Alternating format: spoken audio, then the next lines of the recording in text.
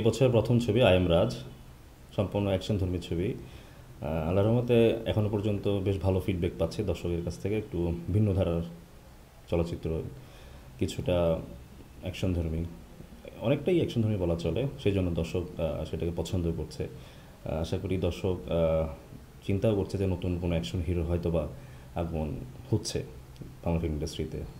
এখনও পর্যন্ত যেটা নিউজ, বাকিটা উপর আল্লাহর ইচ্ছা, আল্লাহর রহমত যদি থাকে ইনশাল্লাহ, আপনার দোয়ায় আরও কিছুটা দিন যদি ভালো যায় এভাবে, তাহলে একটা কিছু ভালো রেজাল্ট আশা করি আমরা পাবো। ছবিটা আমি একটা প্রতিবাদী কলেজ স্টুডেন্ট থাকি বেসিক্যালি। প্রতিবাদী যেহেতু সব কিছুতেই প্রতিবাদ তা না, খুব জঘন্য বা খারাপ যে বিষয়গুলি আমাদের সমাজে থাকে সেটার উপর, সেইগুলোর প্রতিবাদ করাটা একটা ছিল, প্রথম কাজ ছিল। আর সেকেন্ড হচ্ছে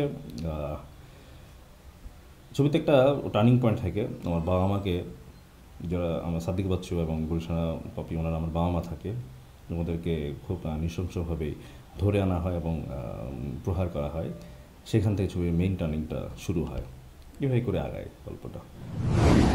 নাম ভূমিকায় রাজ, তো আমার নাম সেজন্য ডিরেক্টর বা প্রডিউসার সাহেব তো দিল সেই জন্য, বাট তাদের ধারণা ছিল আই এম রাজ নামটা একটা অ্যাকশন বেসড ফিল্ম হবে।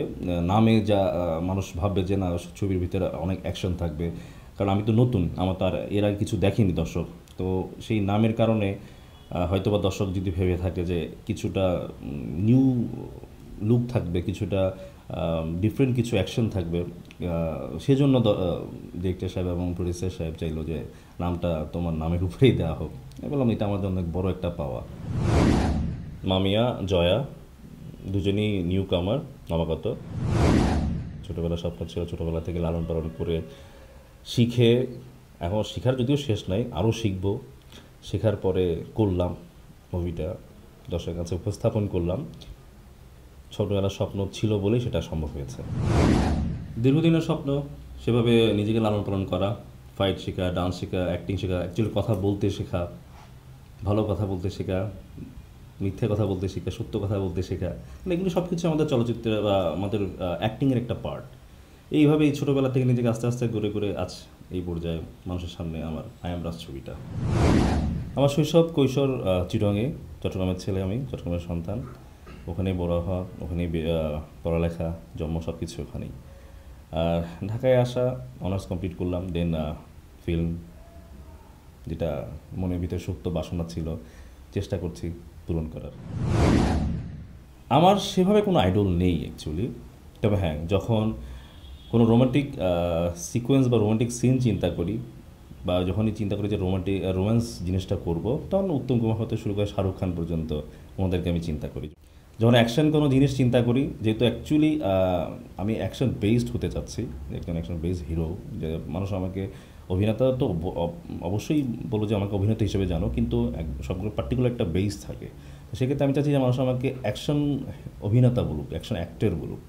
তো সেক্ষেত্রে অবশ্যই সবার আগে আমার খুব পছন্দের হিরো, সবারই হওয়ার কথা, উইল স্মিথ, ভিন ডিজেল থেকে শুরু করে সালমান খান পর্যন্ত, ওনাদেরকে আমি দেখি, ওনাদের কাজগুলি দেখি, শিখি, শেখার চেষ্টা করি, বা ওনাদের চেয়ে বেটার করতে পারবো কি না জানি না। যদি সব কিছু ঠিকঠাক থাকে, ডিরেক্টর প্রডিউসাররা যদি পারফেক্ট অ্যারেঞ্জমেন্ট থাকে, টেকনিশিয়ানরা যদি সাপোর্ট করে, বাংলাদেশের দর্শক যদি সাপোর্ট করে, আশা করি ওনাদের মতো কিছুটা না হলেও ওনাদের কাছাকাছি করতে পারবো।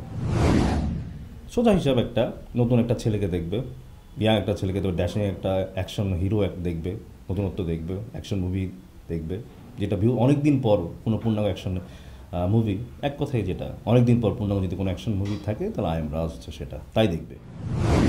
সেটা তো দর্শককে আগেই বললাম, কিছু ভুল থাকবে, অবশ্যই থাকবে না তা না, সেই ভুলগুলি ক্ষমা সুন্দর দৃষ্টিতে দেখে আমাকে অবশ্যই আরেকটা বার সুযোগ দিবে আশা করি দর্শক, এবং সেই পরের মুভিতে আমি অবশ্যই প্রমাণ করবো আরও পারফেক্টভাবে যে হ্যাঁ, আই এম দ্য ওয়ান।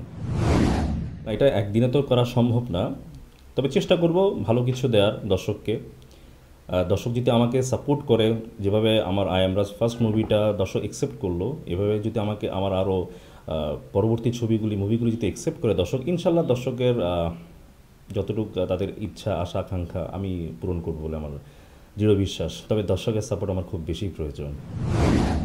নতুন হিরো হিসেবে যেটা পাচ্ছি তার চেয়ে বেশি পাচ্ছি। দর্শক সম্ভবত আমার হাইট ফিগারটা একটু বেশি পছন্দ করছে তারা।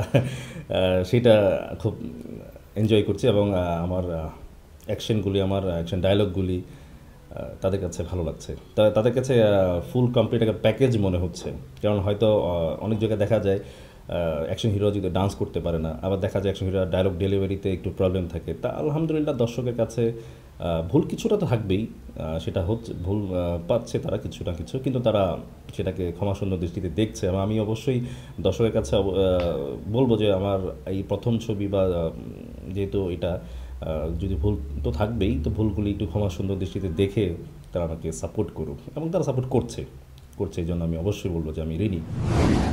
আই এম রাজ পরিবারের পক্ষ থেকে কন্টিনিউসের পরিবারকে অনেক অনেক ধন্যবাদ জানাচ্ছি, শুভেচ্ছাও জানাচ্ছি, যাতে আপনার আগামী পথ চলা খুব ভালো হয় এবং পাশাপাশি আমিও যাতে আপনাদের সাথে চলতে পারি।